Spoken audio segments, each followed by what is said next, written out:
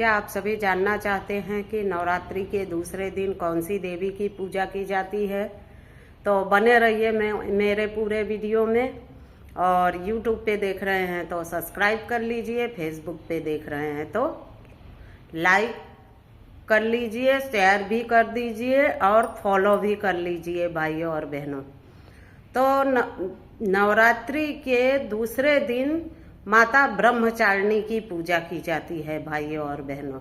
अब आप सभी जानना चाहते होंगे कि माँ दुर्गा का ये दूसरा रूप ब्रह्मचारिणी का कैसे हुआ, तो उसके बारे में मैं आप सभी को विस्तार से बताऊंगी कि ब्रह्मचारिणी कौन है।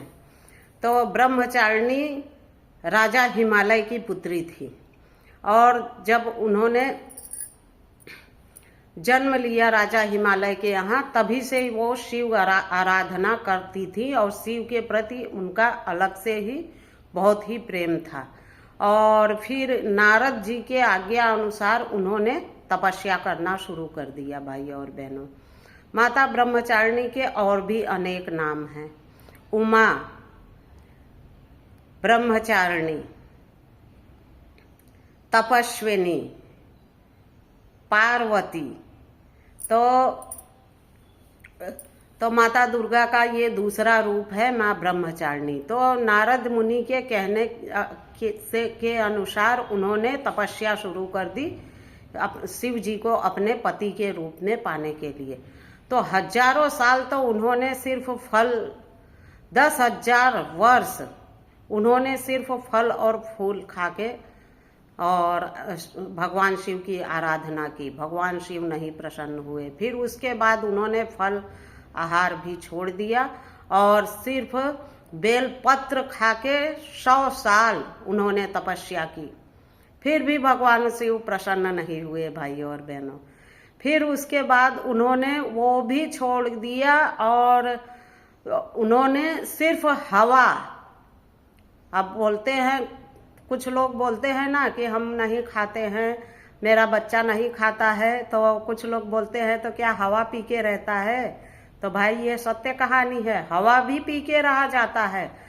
कुछ वर्षों तक माता ब्रह्मचारिणी ने हवा पी के रही और घोर तप किया। हजारों वर्षों तक उन्होंने इतना तप किया कि उनका शरीर एकदम श्वेत वर्ण का हो गया, गौर यानी कि एकदम गोरी हो गई, एकदम सफेद हो गई माता ब्रह्मचारिणी।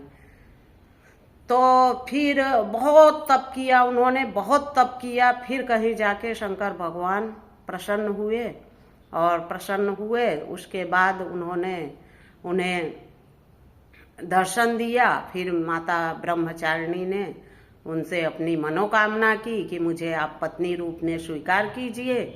तो भगवान शिव ने उन्हें अपनी पत्नी रूप में स्वीकार किया। उनकी शादी हुई। शादी ब्याह कैसे हुआ वो भी अगर आप सभी जानना चाहते होंगे तो वो बड़ी कहानी है, मैं आप सभी को जरूर बताऊंगी।